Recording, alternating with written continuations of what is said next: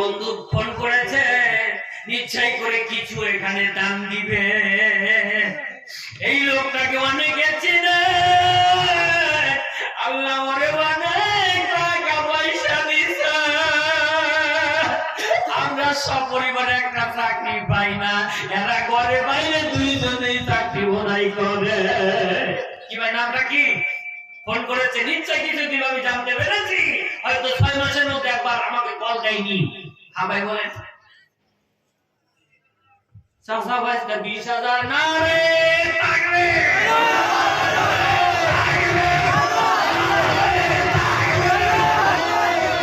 দুই হাত তুলে 20,000 টাকা দিয়েছে। না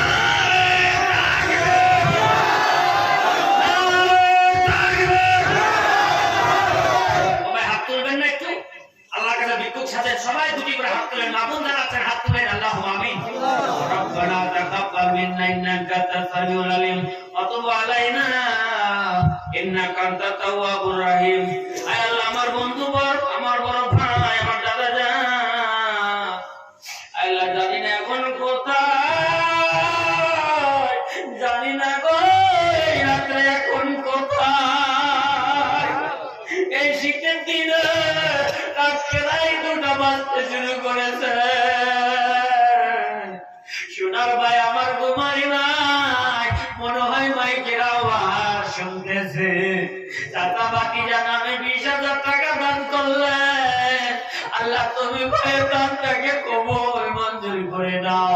অনেক ভাই, অনেক বন্ধু, অনেক যুবক আছো, এই প্যান্ডেলের থেকে তোমরা দান করতেছো না। আল্লাহ মালিক সাহেব ভাই দানটাকে তুমি কবুল করে দাও। এই দানের উচিলাই করে জীবনের সমস্ত গুনাহগুলি মাফ করে দাও। আল্লাহ চাচা ভাতিজার নেক হায়াতকে বাড়ায়া দাও।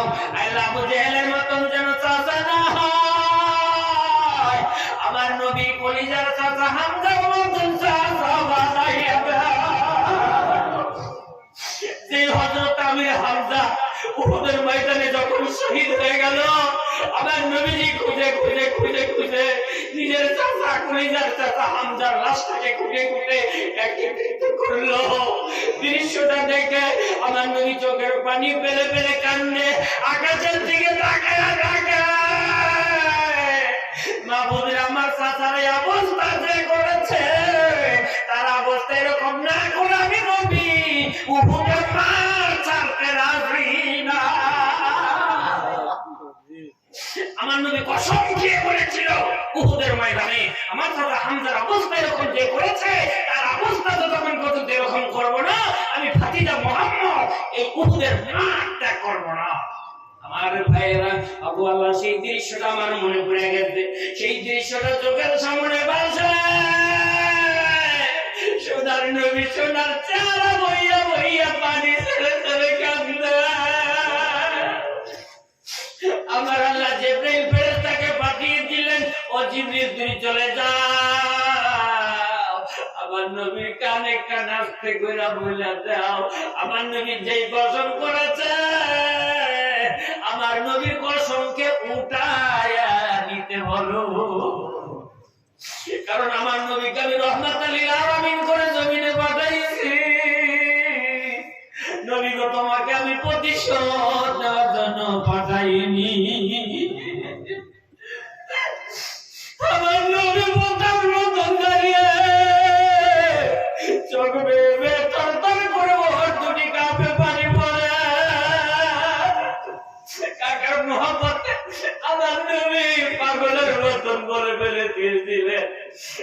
তার খবর পেয়ে আমার নবী তপ্ত হলেন, চোখের পানি ফেলে ফেলে কান্দিতে শুরু করলেন। তবু আমার নবী আল্লাহ আইনকে ভুলে নাই, আমার আল্লাহকে প্রশ্ন করে ফেরেশতাকে জানাই, ওরে ফেরেশতা যা, আমার আল্লাহকে বলেছে আমি যখন কসম করেছি আমার কসমের বাকি হবে। আমার আল্লাহ ফেরেশতা দ্বারা কোরআনের আয়াত পাঠিয়ে দিলেন। ফেরেশতা আমার নবীকে বলেছে আমার নবী যেন কসমের কাফারা দান করে দেয়। আল্লাহ আমার ভাই 20,000 টাকা দিয়েছে চাচাপাতি যায়। আরে কত বলবো চাচাপাতিদের কাহিনী। আমার নবীর জীবনের জীবন, আব্বাসের জীবনী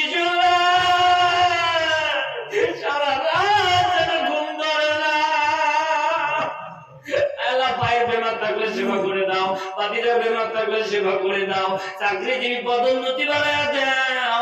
আল্লাহ চাকরি বাকরি বাড়ি গাড়ি দিলে কি হবে? এই শরীর সম্পদটা যদি নষ্ট হয়ে যায় কোন সার দুনিয়াতে থাকবে না। আবার সোনার ভাইয়ের সর্বপ্রকার বেমার সেবা করে দাও। যে রহমতিকা ইয়া আরহামার রাহিমিন।